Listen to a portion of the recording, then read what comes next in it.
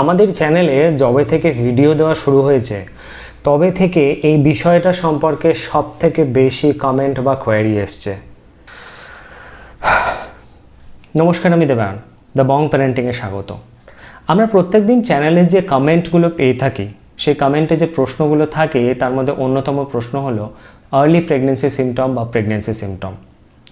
যে সমস্ত কাপলরা baby planning করছেন তারা সেই বেবি প্ল্যানিং অনুযায়ী এগোনোর পর যখন উডবি মায়ের পিরিয়ড মিস যায়, তখন শরীরে ঘটে চলা নানান রকম লক্ষণ বা পরিবর্তন দেখে আমাদের চ্যানেলে এসে প্রশ্ন করেন যে দাদা, আমি কি প্রেগনেন্ট? তাই ভাবলাম আজকে এই বিষয়টা নিয়ে আলোচনা হওয়া দরকার। আজকে আমরা আর্লি প্রেগনেন্সি সিমটম বা প্রেগনেন্সি সিমটম নিয়ে আলোচনা করব। যে সিমটমগুলো দেখে বা লক্ষ্য করে আপনি বুঝতে পারবেন বা বোঝার চেষ্টা করতে পারেন যে আপনি প্রেগনেন্ট কি না। প্রেগনেন্সির সিমটম বা আর্লি প্রেগনেন্সির সিমটম বোঝার আগে প্রেগনেন্সির বিষয়টা বোঝার দরকার।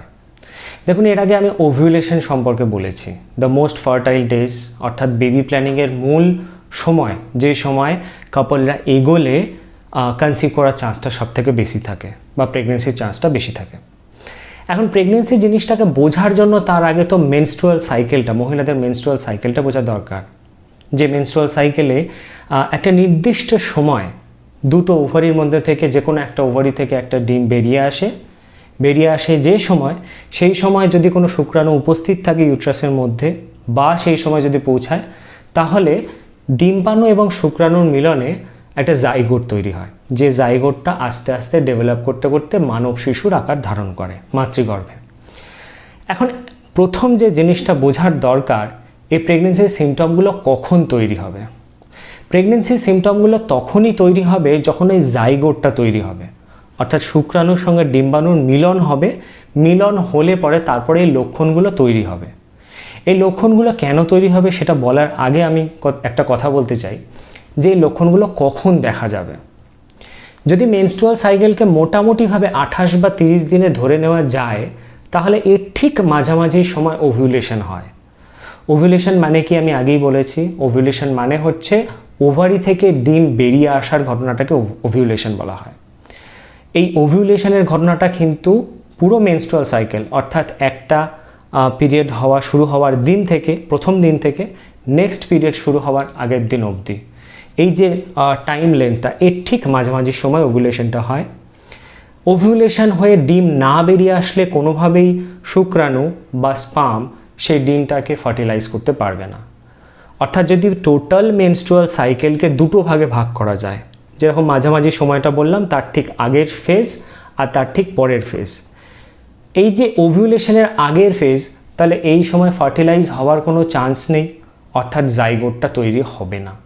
তাহলে সিমটম তৈরি হওয়ার কোনো চান্সই নেই। তাহলে ওভিউলেশন টাইমটা পেরিয়ে যাবার পর সম্ভাবনা থাকে যে জাইগোটটা ফর্ম হয়ে গেছে বা হতে চলেছে বা কোনোভাবে হয়ে যাচ্ছে। তাহলে প্রেগনেন্সি বা আর্লি প্রেগনেন্সির সিমটমটা তারপরেই আসবে। এবার আসি, যখন আপনি প্রেগনেন্ট হলেন, অর্থাৎ কনসেপশন হলো। কনসেপশন মানে হচ্ছে একটা স্পার্ম একটা এগকে ফার্টিলাইজ করলো। ফার্টিলাইজ করার পর জাইগোট তৈরি হলো। জাইগোটটা যখন তৈরি হচ্ছে, একটা জিনিস মনে রাখবেন, আপনার শরীরে মেনস্ট্রুয়াল সাইকেলের নর্মাল যে হরমোনগুলো ফাংশন করছিল, একজন মহিলার নর্মালি যে হরমোনগুলো ফাংশন করতে থাকে মেনস্ট্রুয়াল সাইকেল চলাকালীন, অর্থাৎ ইস্ট্রোজেন, প্রোজেস্টেরন, সেগুলোর মাত্রা কিন্তু বেড়ে যায়। তার সাথে আরেকটি হরমোন কাজ করতে শুরু করে, যে হরমোনটা কিন্তু নর্মাল মেনস্ট্রুয়াল সাইকেলে থাকে না, সেটা হচ্ছে HCG, human chorionic gonadotrophin hormone. এই হরমোনটা এই সময় কেন উপস্থিত হয়?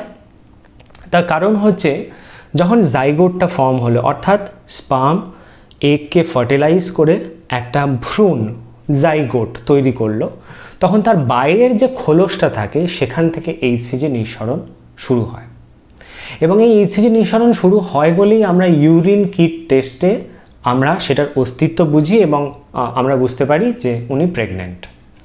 তাহলে এই এইচসিজি হরমোন তখনই তৈরি হবে যখন জাইগোটটা ফর্ম করে যাচ্ছে, এবং এই এইচসিজি হরমোনের আধিক্য আস্তে আস্তে বাড়তে থাকে।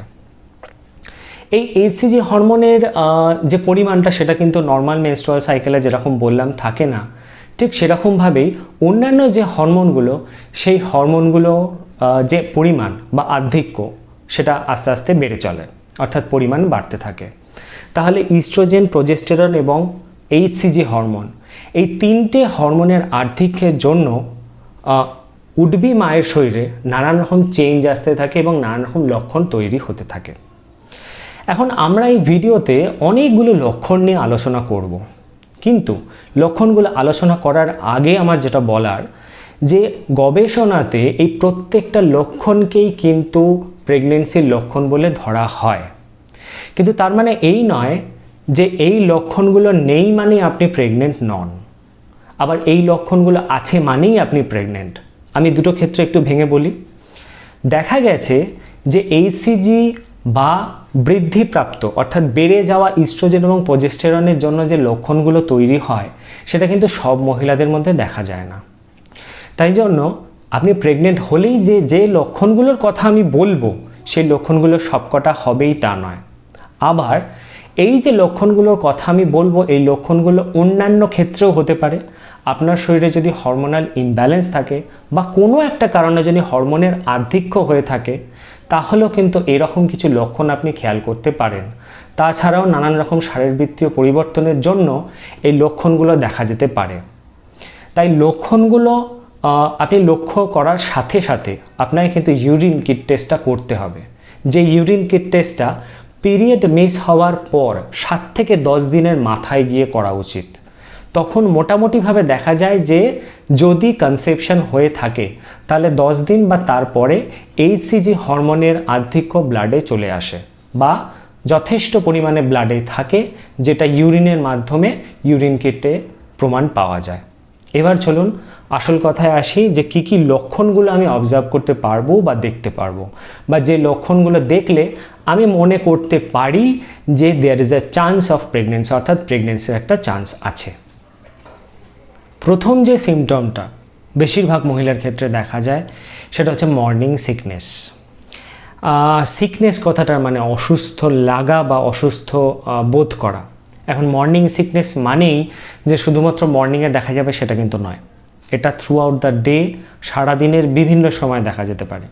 তবে জেনারেলি যেটা হয়ে থাকে সেটা হচ্ছে যে সকালবেলার দিকে এটা বেশি দেখা যায়। তার কারণ যেহেতু রাত্রিবেলা অনেকক্ষণ আমরা খালি পেটে আছি বা অনেকক্ষণ আমাদের খাওয়া দাওয়ার একটা গ্যাপ তৈরি হচ্ছে, সেই জন্য সকালবেলার দিকে এটার আধিক্য বেশি দেখা যায়। Generally through out the day বা মর্নিংয়ে এই মর্নিং সিকনেসের জন্য একটা নজিয়া বা বমি বমি ভাব, একটা গা গোলানো ভাব একটা লক্ষ্য করা যায়। তবে অনেকের ক্ষেত্রেই কিন্তু মর্নিং সিকনেস ব্যাপারটা অনেক পরে কাজ করে বা দেখা যায় না। 2 নম্বর যে সিমটমটা সেটা হচ্ছে ব্রেস্ট টেন্ডারনেস। অনেক সময় would be mother breast tenderness feel করতে পারেন বা ব্রেস্টে একটা ভারী ভাব বা একটা শক্ত ভাব ফিল করতে পারেন, যেটা জেনারেলি ইস্ট্রোজেনের আধিক্যের জন্য হয়ে থাকে। থার্ড যে সিমটমটার কথা বলবো সেটা হচ্ছে ফ্রিকোয়েন্ট ইউরিন পাস। যে সময় উড বি মায়েরা অ্যাকচুয়ালি কনসিভ করেছেন বা প্রেগনেন্ট হয়েছেন সেই সময় থেকে দেখা যায়, অর্থাৎ এই আর্লি প্রেগনেন্সি টাইম থেকে দেখা যায় যে শরীরের লোয়ার অ্যাবডোমেন পার্টে ব্লাড সার্কুলেশন বেড়ে গেছে। শরীরের মধ্যে ঘটে চলা নানান রকম বায়োলজিক্যাল চেঞ্জেস, যার জন্য যে জাইগোটটা ডেভেলপ করছে তার ডেভেলপমেন্টকে বা যে বড় হচ্ছে সেই ডেভেলপমেন্টটাকে যাতে সাপোর্ট দেওয়া যায় সেই জন্য শরীর এই লোয়ার অ্যাবডোমেন পোর্শনে ব্লাড সার্কুলেশন বাড়িয়ে দেয়। এবং এই ঘটে চলা বায়োকেমিক্যাল চেঞ্জেসগুলোর জন্য যে নানান রিয়াকশানসগুলো চলতে থাকে সেখান থেকে শরীরের নানান রকম যে বিজাতীয় পদার্থগুলো তৈরি হয় সেগুলো বার করে দেওয়ার দরকার হয়। বেড়ে যাওয়া লোয়ার অ্যাবডোমেন পার্টের ব্লাড সার্কুলেশন এবং শরীর থেকে তৈরি হওয়া নানান রকম বিজাতীয় পদার্থ বা বর্জ্য পদার্থ বার করে দেওয়ার জন্য স্বাভাবিকভাবে ইউরিনের পরিমাণ বেড়ে যেতে দেখা যায়। তবে এই যে ব্যাপারটা এটা অনেকের ক্ষেত্রে নাও ফিল হতে পারে। ব্যক্তিগতভাবে আমাদের এক্সপিরিয়েন্স হচ্ছে আমার মিসেসের ক্ষেত্রে খুব ফ্রিকোয়েন্ট ইউরিন পাস হতো, ইভেন মাঝরাতে যেহেতু ইউরিন পাস হতো এবং তখনও যেহেতু ও জানতো না যে ও প্রেগনেন্ট, সেই জন্য একটা সময় মনে করে নিয়েছিল ও বোধহয় ডায়াবেটিক, যে বারবার ইউরিন পাস করতে হচ্ছে। তো এইটা কিন্তু ওয়ান অফ দ্য সিমটম, প্রেগনেন্সির one of the symptom. 4 number symptom হচ্ছে উইকনেস। যেহেতু এখন ইউট্রাসের ভেতরে একটা ডেভেলপমেন্ট চলছে, অর্থাৎ জাইগোটটা যে ফর্ম হয়েছে সেটাকে সাপোর্ট করতে হবে, সেই জন্য অটোমেটিকভাবে ইউট্রাস এবং সেই রিজনে অর্থাৎ বা সেই লোয়ার অ্যাবডোমেন পার্টে যে ব্লাড সার্কুলেশন বেড়ে গেছে সেটাকে সাপোর্ট দেওয়ার জন্য শরীরের অন্যান্য অঞ্চলে ব্লাড সার্কুলেশন কিন্তু তুলনামূলকভাবে কমে যায়। এবং তার সাথে যদি আপনি ঠিকঠাকভাবে জল না খান বা খাবার দাবার ঠিকঠাক যদি ক্যালোরি ঠিকঠাক না নেন, তাহলে কিন্তু স্বাভাবিকভাবে আপনার শরীরে উইকনেসটা বেশি করে ফিল হবে। 5 নম্বর সিমটম হচ্ছে স্পটিং, ইমপ্লান্টেশন স্পটিং যেটাকে বলা হয়। ইমপ্লান্টেশন স্পটিং বিষয়টা বলার আগে আমি ইমপ্লান্টেশন বিষয়টা বলে নিই। ঠিক একটু আগে প্রেগনেন্সির ব্যাপারে যে জাইগোট ফর্মের ব্যাপারটা বললাম, অর্থাৎ ওভিউলেশনের পর ডিমটা বেরিয়ে আসলে শুক্রাণুর উপস্থিতি বা শুক্রাণু এসে যখন মিলন হয় বা নিষেক হয় তখন জাইগোট তৈরি হয়, যেটা ডেভেলপ করে হিউম্যান বেবির আকারটা ধারণ করে। এখন এই যে ডেভেলপমেন্টটা সেটা যাতে সুস্থিতভাবে ঠিকঠাকভাবে হতে পারে, মায়ের শরীর থেকে প্রয়োজনীয় নিউট্রিশন নিতে পারে, সেই জন্য যে জাইগোটটা ফর্ম হলো সেই জাইগোটটা ইউট্রাসের একটা জায়গাতে বা ইউট্রাসের গায়ে সেটেল হতে চেষ্টা করে বা আটকে যায়, আটকে গিয়ে ডেভেলপ করতে শুরু করে। এই যে ইউট্রাসের গায়ে জিনিসটা আটকে গেল এটাকে বলা হয় ইমপ্লান্টেশন। এই ইমপ্লান্টেশনের ফলে কয়েক ফোঁটা ব্লিডিং হতে পারে, কিন্তু সেটা কয়েক ফোঁটাতেই থাকবে, মানে যেটাকে স্পটিং বলে আমরা জানি। তো এই কয়েক ফোঁটা স্পটিং অনেকের ক্ষেত্রে দেখা যায়, খুব কমন সিমটম নয়, অনেকের ক্ষেত্রে দেখা যেতে পারে, যেটা মোটামুটিভাবে ধরে নেওয়া যায় যে ওভিউলেশনের পর মোটামুটি 14-15 দিনের মাথাতে জিনিসটা হতে ইমপ্লান্টেশনটা হতে দেখা যায়, অর্থাৎ পিরিয়ড মিস হয়ে যাবে সেই সময় বা তার আশেপাশে আপনি খেয়াল করতে পারেন বিষয়টা। 6 নম্বর সিমটম হচ্ছে ক্র্যাম্প। যে ইমপ্লান্টেশনের কথা আমি এক্ষুনি বললাম, এই ইমপ্লান্টেশনের জন্য অনেক সময় লোয়ার অ্যাবডোমেন পোর্শনে বা তলপেটের জায়গাতে আপনি ক্র্যাম্প ফিল করতে পারেন। ক্র্যাম্প হচ্ছে পেটে ব্যথা। এখন এই পেটে ব্যথাটা খুব হালকা বা অল্প পরিমাণেই হবে। যদি বেশি পরিমাণে লোয়ার অ্যাবডোমেন ক্র্যাম্প হয়ে থাকে বা ইমপ্লান্টেশনের জন্য ক্র্যাম্প, সেটা তো আপনি বুঝতে পারছেন না।